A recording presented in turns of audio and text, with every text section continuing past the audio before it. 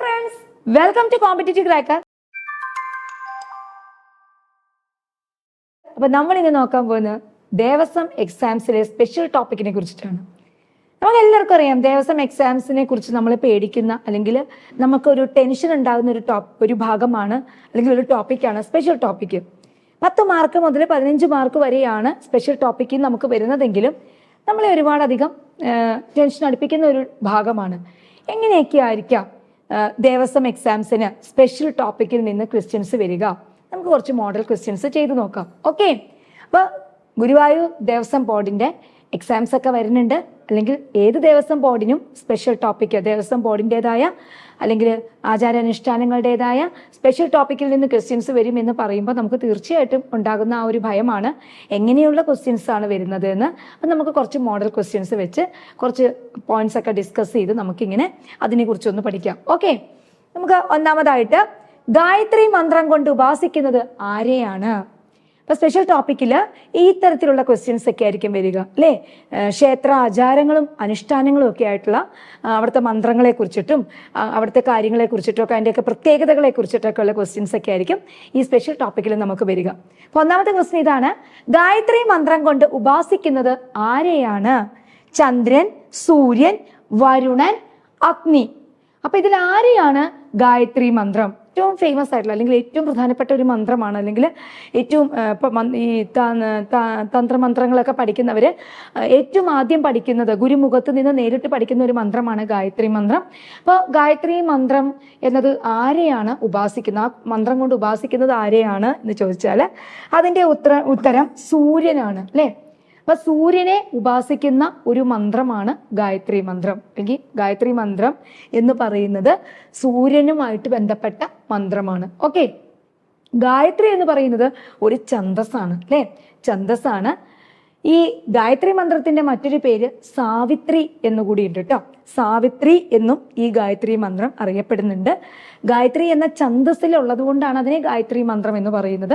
സാവിത്രി എന്നും ഈ മന്ത്രം അറിയപ്പെടും. അപ്പൊ നമ്മൾ അതുകൂടി ഒന്ന് ഓർത്തു വെക്കുക. ഗായത്രി മന്ത്രത്തിനെ നമ്മൾ സാവിത്രി എന്നുകൂടി അറിയപ്പെടുന്നുണ്ട് കേട്ടോ.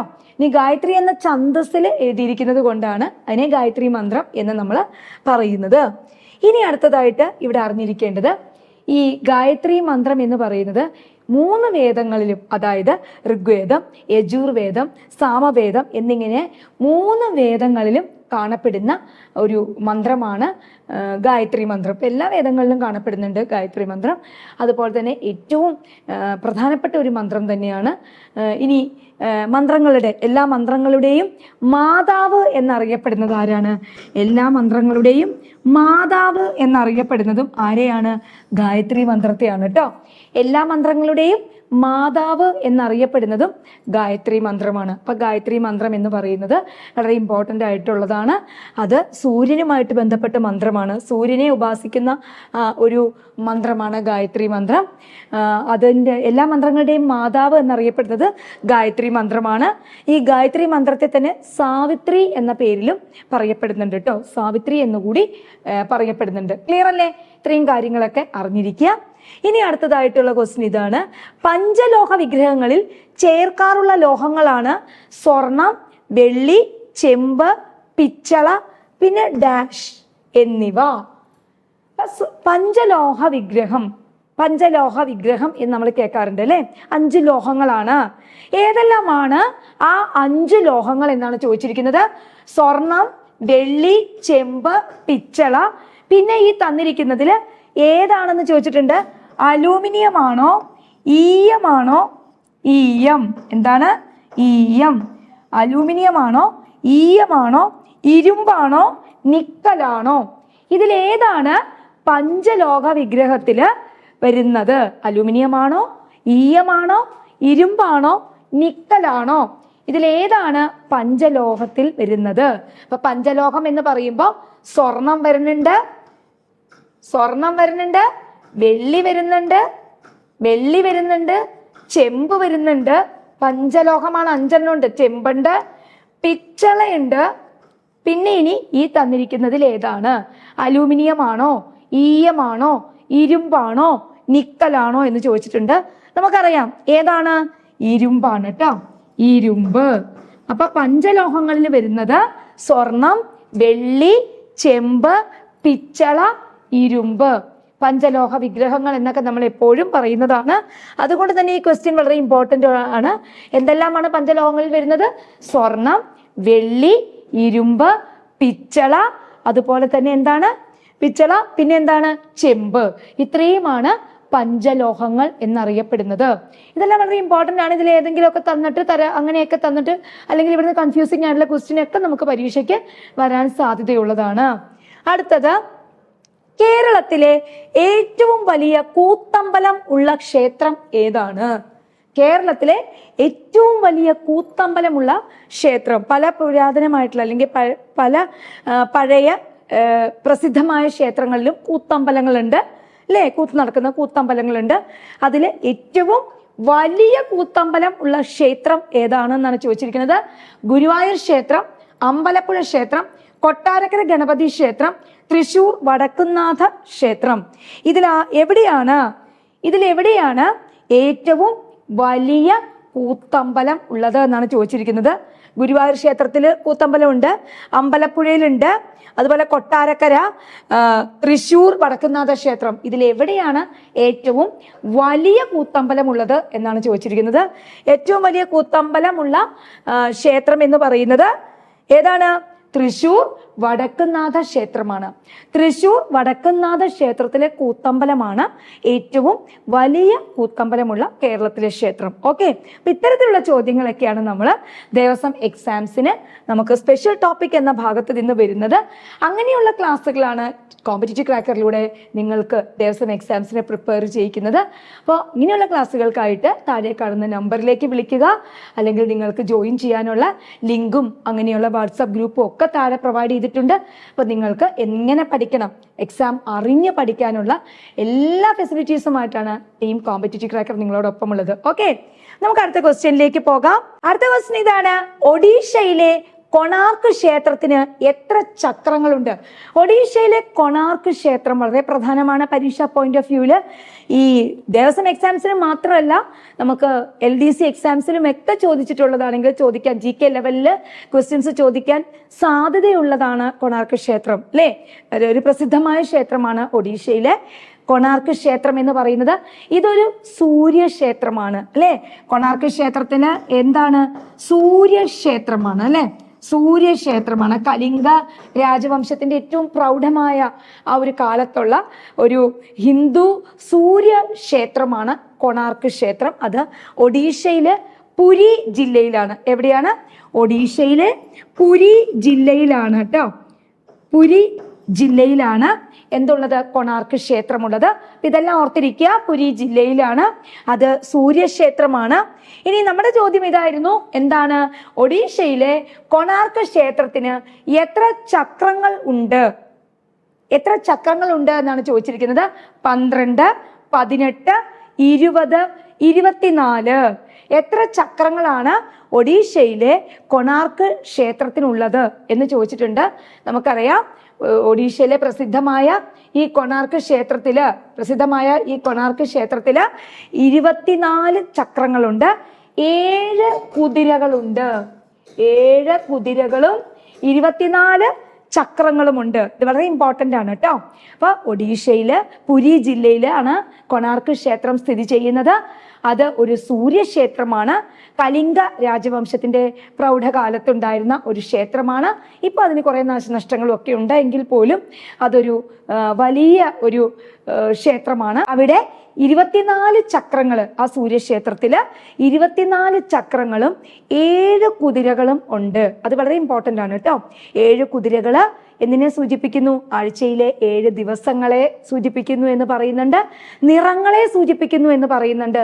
നമ്മുടെ പ്രകാശത്തിലെ അല്ലെ, സൂര്യക്ഷേത്രമല്ലേ, അപ്പൊ പ്രകാശത്തിന്റെ 7 നിറങ്ങളെ സൂചിപ്പിക്കുന്നു. അതാണ് 7 കുതിരകള് എന്ന് പറയുന്നു. അതുപോലെ തന്നെ 24 ചക്രങ്ങളുണ്ട്. അല്ലെ? 24 ചക്രങ്ങള്, പക്ഷങ്ങളും അതുപോലെ തന്നെ മാസങ്ങളും എല്ലാം കൂടി ചേർന്നിട്ടുള്ള 24 എന്താണ് ചക്രങ്ങള്, അതിനെയാണ് സൂചിപ്പിക്കുന്നത്. അപ്പൊ ഇതാണ് കൊണാർക്ക് ക്ഷേത്രവുമായി ബന്ധപ്പെട്ട് നമ്മൾ അറിഞ്ഞിരിക്കേണ്ടത്. ഇത്തരത്തിലുള്ള ക്വസ്റ്റ്യൻസ് ഒക്കെ നമുക്ക് പരീക്ഷ പോയിന്റ് ഓഫ് വ്യൂ വളരെ ഇമ്പോർട്ടന്റ് ആണ്. ഇങ്ങനെ വേണം നമ്മൾ എക്സാംസിന് പ്രിപ്പയർ ചെയ്യാനായിട്ട്, സ്പെഷ്യൽ ടോപ്പിക്. ഓക്കെ, അപ്പൊ നമുക്ക് അടുത്ത ക്വസ്റ്റ്യനിലേക്ക് പോകാം. സ്വാഹ, സുദർശന എന്നിവർ ആരുടെ ഭാര്യമാരാണ്? സ്വാഹ, സുദർശന എന്നിവർ ആരുടെ ഭാര്യമാരാണ്? വായുദേവന്റെ, അഗ്നിദേവന്റെ, ഇന്ദ്രന്റെ, വിശ്വാമിത്രന്റെ. ഇതിൽ ആരുടെ ഭാര്യമാരാണ് സ്വാഹായും സുദർശനയും ആരുടെ ഭാര്യമാരാണെന്ന് ചോദിച്ചിട്ടുണ്ട്. അപ്പൊ ഇതിന്റെ ഉത്തരം എന്ത് പറയുന്നത്? ഓപ്ഷൻ ബി, അഗ്നിദേവന്റെയാണ്. നമുക്കറിയാം എന്ത് സാധനങ്ങൾ അഗ്നിയിലേക്ക് ഹോമിക്കുമ്പോഴും സ്വാഹ സ്വാഹ എന്നാണ് പറയുന്നത്, അല്ലെ? അപ്പൊ സ്വാഹ എന്ന് പറയുന്നത് ഹോമിക്കുമ്പോൾ നമുക്കറിയാം, അല്ലെ? എല്ലാ ഇങ്ങനെ ഹോമങ്ങളും ഒക്കെ സ്വാഹ എന്നാണ് പറയുന്നത്. ഈ സ്വാഹ എന്ന് പറയുന്നത് അഗ്നിദേവന്റെ ഭാര്യയാണ് എന്നുള്ള കൺസെപ്റ്റ് ആണ് നമ്മൾ പറയുന്നത്. ഓക്കെ, അഗ്നിദേവന്റെ ഭാര്യയാണ് സ്വാഹ. അതുപോലെ തന്നെ സുദർശന, അവരാരുടെ ഭാര്യമാരാണ്? അഗ്നിദേവന്റെ ഭാര്യമാരാണ്. അപ്പോൾ ആ ഒരു സൂചകമായിട്ടാണ് നമ്മൾ അഗ്നിയിലേക്ക് എന്ത് ചെയ്യുമ്പോഴും സ്വാഹ എന്ന് പറയുന്നത്. അപ്പോൾ സ്വാഹായും സുദർശനയും അഗ്നിദേവന്റെ ഭാര്യമാരാണ് എന്നാണ് പറയപ്പെടുന്നത്. ഓക്കെ, അടുത്തത്, കേരളത്തിലെ ഒരു ക്ഷേത്രത്തിൽ പൂജാമണി അടിക്കാറില്ല. കേരളത്തിലെ ഒരു ക്ഷേത്രത്തിൽ പൂജാമണി അടിക്കാറില്ല. ഏതു ക്ഷേത്രത്തിലാണിത്? കേരളത്തിലെ ഏത് ക്ഷേത്രത്തിലാണ് പൂജാമണി അടിക്കാത്തത് എന്നൊരു ചോദ്യമുണ്ട്.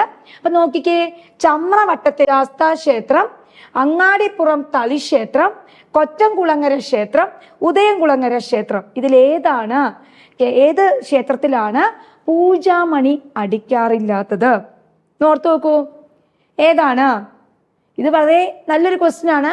അതുപോലെ തന്നെ ഒരു വ്യത്യസ്തമായ ഒരു ചോദ്യമാണ്. കാരണം നമ്മുടെ കേരളത്തില് സാധാരണ പൂജാമണി എല്ലാ ക്ഷേത്രങ്ങളിലും അടിക്കുന്നതാണ്. അപ്പോൾ കേരളത്തിൽ ഒരു ക്ഷേത്രത്തില് പൂജാമണി ഒരിക്കലും അടിക്കാറില്ല. അത് അടിക്കാറില്ല, പൂജാമണി യൂസ് ചെയ്യാറേ ഇല്ല. അത് ഏത് ക്ഷേത്രമാണ് എന്ന് ചോദിച്ചാല് ചമ്രവട്ടത്തെ ശാസ്താ ക്ഷേത്രമാണ് കേട്ടോ. ചമ്രവട്ടത്തെ ശാസ്താ ക്ഷേത്രത്തിലാണ് പൂജാമണി അടിക്കാറില്ലാത്തത്. ഇപ്പൊ കേരളത്തില് പൂജാമണി അടിക്കാറില്ലാത്ത ക്ഷേത്രം ഏതാണെന്ന് വെച്ചാല് ചമ്രവട്ടത്തെ ശാസ്താ ക്ഷേത്രമാണ്. ഇത് ഏത് ജില്ലയിലാണ് എന്ന് വേണമെങ്കിൽ ചോദിക്കാം. ചമ്രവട്ടത്തെ ശാസ്താ ക്ഷേത്രം സ്ഥിതി ചെയ്യുന്നത് മലപ്പുറം ജില്ലയിലാണ്. മലപ്പുറം ജില്ലയിലാണ് ഇത് സ്ഥിതി ചെയ്യുന്നത്.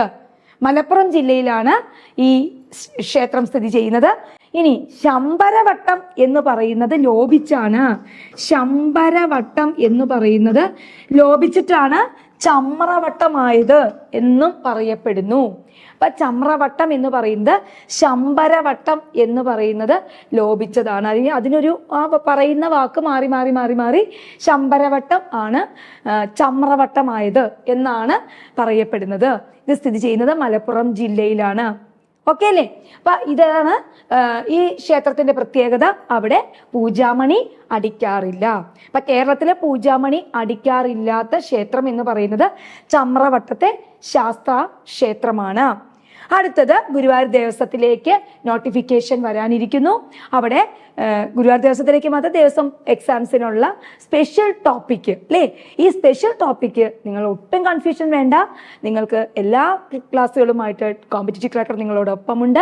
അപ്പൊ സ്പെഷ്യൽ ടോപ്പിക്കിന് നമ്മൾ എങ്ങനെ പ്രിപ്പയർ ചെയ്യണം, എന്താണ് അവിടെ പഠിക്കേണ്ടത് എന്ന് നമുക്ക് അറിഞ്ഞു പഠിക്കാം CC-യിലൂടെ. അപ്പൊ താഴെ കാണുന്ന നമ്പറിലേക്ക് വിളിക്കുക, അല്ലെങ്കിൽ വാട്സാപ്പ് ഗ്രൂപ്പുകളുണ്ട്, അല്ലെങ്കിൽ നിങ്ങൾക്ക് അതിലേക്ക് ജോയിൻ ചെയ്യാനുള്ള ലിങ്കുകളുണ്ട്. അപ്പോൾ ക്ലാസ്സുകൾക്കായിട്ട് നിങ്ങൾ അതിലേക്ക് ജോയിൻ ചെയ്യുക. നിങ്ങൾ കൂടുതൽ അപ്ഡേറ്റ്സ് എപ്പോഴും അറിഞ്ഞിരിക്കുക. എങ്ങനെ വേണം സ്പെഷ്യൽ ടോപ്പിക്ക് പ്രിപ്പയർ ചെയ്യാനായിട്ട്, എങ്ങനെ വേണം ദേവസ്വം എക്സാംസിന് പ്രിപ്പയർ ചെയ്യാനായിട്ട്, ഇതിൻ്റെ ഡീറ്റെയിൽസ് എല്ലാം നിങ്ങൾക്ക് CC-യിലൂടെ ലഭ്യമാണ്. താഴെ കാണുന്ന വാട്സാപ്പ് ഗ്രൂപ്പിൽ അല്ലെങ്കിൽ ലിങ്കിൽ നിങ്ങൾ ജോയിൻ ചെയ്യുക. അല്ലെങ്കിൽ നിങ്ങൾക്ക് കൂടുതൽ ഡീറ്റെയിൽസിനായിട്ട് എന്ത് വേണം, ഈ നമ്പറിലേക്ക് വിളിക്കാവുന്നതാണ്. താഴെ നമുക്ക് ഇതിൻ്റെ നമ്പർ വരുന്നുണ്ട്, സ്ക്രോൾ ചെയ്ത് വരുന്നുണ്ട്. ആ നമ്പറിൽ വിളിച്ചാൽ നിങ്ങൾക്ക് ദേവസ്വം എക്സാംസുമായിട്ട് ബന്ധപ്പെട്ട എല്ലാ സംശയങ്ങളും തീർത്തു തരുന്നതായിരിക്കും. ഓക്കെ, അപ്പോൾ നമുക്ക് അടുത്ത ക്വസ്റ്റ്യനിലേക്ക് പോകാം. ഇവിടെ LDC ബാച്ച് ബാച്ചിന്റെ അഡ്മിഷൻ ആരംഭിച്ചിട്ടുണ്ട്. നിങ്ങൾക്ക് ജോയിൻ ചെയ്യേണ്ടവർക്ക് ജോയിൻ ചെയ്യാവുന്നതാണ്. എത്രയും വേഗം നോട്ടിഫിക്കേഷൻ വന്നാൽ പെട്ടെന്ന് എക്സാംസ് ഉണ്ടാകും, അതുപോലെ തന്നെ നിയമനങ്ങളും എല്ലാം ഉണ്ടാകും അല്ലേ. അപ്പൊ അതുകൊണ്ട് തന്നെ നിങ്ങൾക്ക് ജോയിൻ ചെയ്യാനായിട്ട് താഴെ നമ്പർ ഉണ്ട്, നിങ്ങൾക്ക് വിളിക്കാവുന്നതാണ്, ജോയിൻ ചെയ്യാവുന്നതാണ്. ഓക്കെ, അടുത്തത് കേരളത്തിലെ ഒരു പ്രസിദ്ധ ക്ഷേത്രത്തിൽ നടത്തപ്പെടുന്ന സദ്യയാണ് നാടകശാല സദ്യ. കേരളത്തിലെ ഒരു പ്രസിദ്ധ ക്ഷേത്രത്തിൽ നടത്തപ്പെടുന്ന സദ്യയാണ് നാടകശാല സദ്യ. ഏതു ക്ഷേത്രത്തിലാണ് ഇത് നടത്തുന്നത്? അപ്പൊ നാടകശാല സദ്യ നടത്തുന്ന ക്ഷേത്രം ഏതാണ്? ആറ്റുകാൽ ദേവി ക്ഷേത്രം, തളി ക്ഷേത്രം, കൂടൽ മാണിക്യ ക്ഷേത്രം, അമ്പലപ്പുഴ ക്ഷേത്രം. ഇതിലേത് ക്ഷേത്രത്തിലാണ് നാടകശാല സദ്യ നടത്തപ്പെടുന്നത്? ആറ്റുകാൽ ദേവി ക്ഷേത്രമാണോ, തളി ക്ഷേത്രമാണോ, കൂടൽ മാണിക്യ ക്ഷേത്രമാണോ, അമ്പലപ്പുഴ ക്ഷേത്രമാണോ? ഇതില് എവിടെയാണ് നാടകശാല സദ്യ എന്ന പേരില് നടത്തുന്നത്? ഏതാണ് ഉത്തരം? ഓപ്ഷൻ ഡി ആണ്, അമ്പലപ്പുഴ ക്ഷേത്രത്തിലാണ്. അമ്പലപ്പുഴ ക്ഷേത്രത്തിൽ നടത്തപ്പെടുന്ന ഒരു സദ്യയാണ് നാടകശാല സദ്യ എന്ന് പറയുന്നത്. അമ്പലപ്പുഴ ക്ഷേത്രവുമായി ബന്ധപ്പെട്ട് നമുക്കറിയാം, അതൊരു ശ്രീകൃഷ്ണ ക്ഷേത്രമാണ് അല്ലെ, ശ്രീകൃഷ്ണ പ്രതിഷ്ഠയുള്ള ക്ഷേത്രമാണ്. വളരെ ഫേമസ് ആണ് അവിടുത്തെ പാൽപ്പായസം, അമ്പലപ്പുഴ പായസം എന്നൊക്കെ പറയുന്നത് വളരെ ഫേമസ് ആയിട്ടുള്ളതാണ്. അപ്പോൾ അതിന്റെ പ്രത്യേകതകൾ ഇതൊക്കെയാണ്. ഇവിടെയാണ് ഈ നാടകശാല സദ്യ നടത്തപ്പെടുന്നത്. അതുപോലെ തന്നെ കുഞ്ചൻ നമ്പ്യാര് ആദ്യമായിട്ട് തുള്ളൽ അവതരിപ്പിച്ചതും അമ്പലപ്പുഴ ക്ഷേത്രത്തിലാണ് അല്ലെ. കുഞ്ചൻ നമ്പ്യാര് ആദ്യമായിട്ട് തുള്ളൽ അവതരിപ്പിച്ചതും എവിടെയാണ്? അമ്പലപ്പുഴ ക്ഷേത്രത്തിലാണ്. ഓക്കെ, കുഞ്ചൻ നമ്പ്യാര് ആദ്യമായിട്ട് തുള്ളൽ അവതരിപ്പിച്ചത് ഈ അമ്പലപ്പുഴ ക്ഷേത്രത്തിലാണ്. അപ്പൊ അമ്പലപ്പുഴ ക്ഷേത്രവുമായി ബന്ധപ്പെട്ട് ഇതൊക്കെ അറിഞ്ഞിരിക്കണം. പ്രസിദ്ധമാണ് അവിടുത്തെ പാൽപ്പായസം, ശ്രീകൃഷ്ണസ്വാമി ക്ഷേത്രമാണ്, നമുക്ക് എല്ലാവർക്കും അറിയാം. ഇനി കുഞ്ചൻ നമ്പ്യാർ ആദ്യമായിട്ട് തുള്ളൽ അവതരിപ്പിച്ച ക്ഷേത്രം എന്ന് പറയുന്നതും അമ്പലപ്പുഴ ക്ഷേത്രമാണ് അല്ലെ. കുഞ്ചൻ നമ്പ്യാർ തുള്ളൽ ആദ്യമായിട്ട് അവതരിപ്പിച്ചത് അമ്പലപ്പുഴ ക്ഷേത്രത്തിലാണ്. ഇനി അതിൽ കൂടുതലായിട്ട് നമ്മൾ അറിയണം, അമ്പലപ്പുഴ ക്ഷേത്രത്തിൽ നടന്നു വരുന്ന 12 വർഷം കൂടുമ്പോൾ നടന്നു വരുന്ന ദോഷപരിഹാരത്തിനായിട്ട് നടന്നു വരുന്ന ഒരു ക്രിയയാണ് പള്ളിപ്പാന. പള്ളിപ്പാന ഏത് ക്ഷേത്രവുമായി ബന്ധപ്പെട്ടതാണെന്ന് ചോദിക്കാം അല്ലെ. പള്ളിപ്പാന ഏത് ക്ഷേത്രവുമായി ബന്ധപ്പെട്ടതാണെന്ന് ചോദിക്കാം. പള്ളിപ്പാന ഇത് അമ്പലപ്പുഴ ക്ഷേത്രവുമായി ബന്ധപ്പെട്ടതാണ്. 12 വർഷം കൂടുമ്പോൾ ദോഷപരിഹാരത്തിനായിട്ട് നടന്നു വരുന്ന ഒരു പരിഹാര ക്രിയയാണ് പള്ളിപ്പാന. ആ പള്ളിപ്പാന എന്ന് പറയുന്നതും അമ്പലപ്പുഴ ക്ഷേത്രത്തില് ആയിട്ട് ബന്ധപ്പെട്ടതാണ്. 12 വർഷത്തിലൊരിക്കൽ ദോഷപരിഹാരാർത്ഥം നടത്തുന്ന ഒരു പ്രക്രിയയാണ് പള്ളിപ്പാന. ഓക്കെ, അപ്പൊ അത് ഓർത്തിരിക്കുക. ആദ്യമായിട്ട് തുള്ളൽ അവതരിപ്പിച്ചതും എവിടെയാണ്? ഈ അമ്പലപ്പുഴ ക്ഷേത്രത്തിലാണ്. ഇതെല്ലാം അതുമായി ബന്ധപ്പെട്ട പ്രധാനപ്പെട്ട കാര്യങ്ങളാണ്, പരീക്ഷ പോയിന്റ് ഓഫ് വ്യൂവില് നമ്മൾ അറിഞ്ഞിരിക്കേണ്ടതാണ്. പിന്നെ നാടകശാല സദ്യ നടക്കുന്നതും അമ്പലപ്പുഴ ക്ഷേത്രത്തിലാണ് കേട്ടോ. ഓക്കെ, അടുത്തത് നിലവിളക്കിന്റെ പ്രകാശം ഏതു ദേവനെ അല്ലെങ്കിൽ ദേവിയെ സൂചിപ്പിക്കുന്നു? നിലവിളക്കുമായി ബന്ധപ്പെട്ട ചോദ്യങ്ങൾ എപ്പോഴും ചോദിക്കാറുണ്ട്. കാരണം ഹിന്ദു ആചാരാനുഷ്ഠാനങ്ങളിൽ നിലവിളക്കിന് വലിയ പ്രാധാന്യമുണ്ട്. അതുകൊണ്ട് തന്നെ നിലവിളക്കുമായി ബന്ധപ്പെട്ട ക്വസ്റ്റ്യൻസും ചോദിക്കാറുള്ളതാണ്. അപ്പൊ നിലവിളക്കിന്റെ പ്രകാശം ഏതു ദേവനെ അഥവാ ദേവിയെ സൂചിപ്പിക്കുന്നു? ലക്ഷ്മി ദേവി, സരസ്വതി, പാർവതി, അഗ്നിദേവി. ഇതിൽ ആരെയാണ് നിലവിളക്കിന്റെ പ്രകാശം സൂചിപ്പിക്കുന്നത് എന്നാണ് ചോദിച്ചിരിക്കുന്നത്. അതറിഞ്ഞിരിക്കേണ്ടതാണ്. നിലവിളക്കിന്റെ പ്രകാശം സൂചിപ്പിക്കുന്നത് ഏത് ദേവിയെയാണ്? ലക്ഷ്മി ദേവി, സരസ്വതി, പാർവതി, അഗ്നിദേവൻ. ആരെയാണ്? ദേവിയാണോ ദേവനാണോ? ദേവിയാണ്. പ്രകാശം സൂചിപ്പിക്കുന്നത് സരസ്വതി. പ്രകാശം സൂചിപ്പിക്കുന്നത് സരസ്വതി ആണ് അല്ലേ. നമുക്കറിയാം പ്രകാശം എന്ന് പറയുന്നത് തന്നെ അറിവാണ് അല്ലേ, ജ്ഞാനമാണ്. അപ്പൊ ഒരു വിളക്കിന്റെ പ്രകാശം ഏത് ദേവിയെ അല്ലെങ്കിൽ ദേവനെ എന്ന് ചോദിച്ചാൽ അത് സരസ്വതി ദേവിയാണ് കേട്ടോ. പ്രകാശം സരസ്വതി ദേവിയാണ്. ഇനി ആ വിളക്കിന്റെ നാളം, ആ ലൈറ്റ് അല്ലേ, ആ നാളം അതെന്തിനെ സൂചിപ്പിക്കുന്നു? അത് ഏത് ദേവിയാണ്? ലക്ഷ്മി ദേവിയാണ് അല്ലേ. ലക്ഷ്മി ദേവിയാണ്. ആ നാളം ലക്ഷ്മി ദേവിയെ സൂചിപ്പിക്കുന്നു. ആ പ്രകാശം സരസ്വതി ദേവിയെ സൂചിപ്പിക്കുന്നു. അടുത്തത് അതിന്റെ ചൂട്, നിലവിളക്കിന്റെ ആ പ്രകാശത്തിൽ അല്ലെങ്കിൽ ആ നാളത്തിന്റെ ചൂട് അത് ഏത് ദേവിയെ സൂചിപ്പിക്കുന്നു? പാർവതി ദേവിയെ സൂചിപ്പിക്കുന്നു. പാർവതി ദേവിയെ സൂചിപ്പിക്കുന്നു. ഓക്കെ, അപ്പൊ നിലവിളക്കുമായി ബന്ധപ്പെട്ട ക്വസ്റ്റ്യൻസ് പരീക്ഷ പോയിന്റ് ഓഫ് വ്യൂ ഇമ്പോർട്ടന്റ് ആണ്. പല തരത്തിലുള്ള ക്വസ്റ്റ്യൻസ് അവിടെ നിന്ന് ചോദിക്കാം. അപ്പോൾ ഇതൊന്നും ഓർത്തിരിക്കുക. നിലവിളക്കിന്റെ നാളം ലക്ഷ്മി ദേവിയാണ്, അതിന്റെ പ്രകാശം സരസ്വതി ദേവിയാണ്, അതിന്റെ ചൂട് എന്ന് പറയുന്നത് എന്താണ്? പാർവതി ദേവിയാണ് സൂചിപ്പിക്കുന്നത്. ഓക്കെ അല്ലേ? അപ്പൊ അത്തരത്തിലുള്ള ക്വസ്റ്റ്യൻസ് എല്ലാം നമുക്ക് പരീക്ഷ പോയിന്റ് ഓഫ് വ്യൂ ഇമ്പോർട്ടന്റ് ആണ് കേട്ടോ. നമുക്ക് അടുത്ത ക്വസ്റ്റ്യനിലേക്ക് പോകാം. അടുത്ത ക്വസ്റ്റ്യൻ, ക്ഷേത്രങ്ങളിൽ പള്ളി ഉണർത്താൻ ഉപയോഗിക്കുന്ന വാദ്യം ഏതാണ്? ക്ഷേത്രങ്ങളിൽ പള്ളി ഉണർത്താൻ ഉപയോഗിക്കുന്ന വാദ്യം ഏതാണ് എന്നാണ് ചോദ്യം. നമുക്ക് എപ്പോഴും ക്ഷേത്രവുമായി ബന്ധപ്പെട്ട ചോദ്യങ്ങൾ ആണ് നമുക്കിതിൽ വരിക സ്പെഷ്യൽ ടോപ്പിക്കില്. അപ്പൊ പള്ളി ഉണർത്താൻ ഉപയോഗിക്കുന്ന വാദ്യം, പള്ളി ഉണർത്തൽ എന്ന് പറയുന്നത് ആ ഫസ്റ്റ് ഒരു ഡേയുടെ ആരംഭത്തിൽ തന്നെ തുടങ്ങുന്ന, അതിന് ഒരു ക്ഷേത്രത്തിന്റെ ഒരു ദിവസത്തെ ഫസ്റ്റ് വരുന്ന ഒരു ഇത് തന്നെയാണ് പള്ളി ഉണർത്തൽ അല്ലെ. അപ്പൊ അതിനുപയോഗിക്കുന്ന വാദ്യം ഏതാണ്? നാദസ്വരം, ഇടയ്ക്ക, ചെണ്ട, ശംഖ്. ഇതിലേതാണ് പള്ളി ഉണർത്താൻ ഉപയോഗിക്കുന്നത്? എല്ലാവർക്കും അറിയാം അല്ലെ. രാവിലെ തന്നെ എന്താണ്? ശംഖ് അല്ലെ, ശംഖ് വിളിക്കുകയാണ് ചെയ്യുന്നത്. അപ്പോൾ പള്ളി ഉണർത്താൻ ഉപയോഗിക്കുന്ന, ക്ഷേത്രങ്ങളിൽ പള്ളി ഉണർത്തൽ എന്ന് പറയുന്ന അതിനുപയോഗിക്കുന്ന വാദ്യം എന്ന് പറയുന്നത് ശംഖാണ്. അതിനുപയോഗിക്കുന്ന വാദ്യം ഏതാണ്? ശംഖാണ്. ഇനി വാദ്യങ്ങളുമായി ബന്ധപ്പെട്ട് നമുക്കറിയാം എന്തൊക്കെയാണ് വാദ്യങ്ങളുമായി ബന്ധപ്പെട്ട് അറിഞ്ഞിരിക്കേണ്ടത്. വാദ്യങ്ങളുമായിട്ട് ബന്ധപ്പെട്ട് ശംഖ്, മദ്ദളം, തിമില, ഇടയ്ക്ക, ഇതൊക്കെ എന്താണ്? ഇതൊക്കെ ദേവവാദ്യത്തിന് ഉദാഹരണങ്ങളാണ്. ദേവവാദ്യം ഏതൊക്കെയാണ്? ദേവവാദ്യങ്ങൾ ഏതൊക്കെയാണ്? ശംഖ്, മദ്ദളം, തിമില, ഇടയ്ക്ക, ഇതെല്ലാം എന്താണ്? ദേവവാദ്യങ്ങളിൽ വരുന്നതാണ്. ഇനി ക്ഷേത്രത്തിൽ ഉപയോഗിക്കുന്ന അസുരവാദ്യം ഏതാണ് എന്ന് ചോദിച്ചാല് പരീക്ഷയ്ക്ക് ചോദിക്കാം. ക്ഷേത്രത്തിൽ ഉപയോഗിക്കുന്ന അസുരവാദ്യം ഏതാണെന്ന് ചോദിച്ചാൽ അത് ചെണ്ടയാണ് കേട്ടോ. അപ്പൊ ചെണ്ട ഒരു അസുരവാദ്യത്തിൽ വരുന്നതാണ്. വാദ്യങ്ങളെ നമ്മൾ ദേവവാദ്യം എന്നും അസുരവാദ്യം എന്നും വേർതിരിച്ചിട്ടുണ്ട്. അതില് ദേവവാദ്യങ്ങളാണ് കൂടുതലായിട്ട് നമ്മൾ ക്ഷേത്രങ്ങളിൽ ഉപയോഗിക്കുന്നത്. ഇടയ്ക്ക, ശംഖ്, മദ്ദളം, തിമില, ഇതെല്ലാം എന്താണ്? ദേവവാദ്യങ്ങളാണ്. അതിന് ക്ഷേത്രത്തിൽ ഉപയോഗിക്കുന്ന ഒരേ ഒരു അസുരവാദ്യം ഏതാണ്? ചെണ്ടയാണ്. അതും പരീക്ഷ പോയിന്റ് ഓഫ് വ്യൂ ഇമ്പോർട്ടന്റ് ആണ്. ചെണ്ട ഒരു അസുരവാദ്യത്തിന് ഉദാഹരണമാണ്. അപ്പൊ ഇത്തരത്തിലുള്ള ക്വസ്റ്റ്യൻസും ഇത്തരത്തിലുള്ള ക്ലാസ്സുകളുമായിട്ടൊക്കെയാണ് ടീം CC-യിലൂടെ നിങ്ങളുടെ ദേവസ്വം ബോർഡ് എക്സാംസിന് പ്രിപ്പയർ ചെയ്യുന്നത്. അപ്പോൾ അത്തരത്തിലുള്ള ക്ലാസ്സുകൾക്കായിട്ട് താഴെ കാണുന്ന നമ്പറിലേക്ക് വിളിക്കുക. മറ്റൊരു വീഡിയോയിലൂടെ വീണ്ടും കാണാം. All the best. Thank you.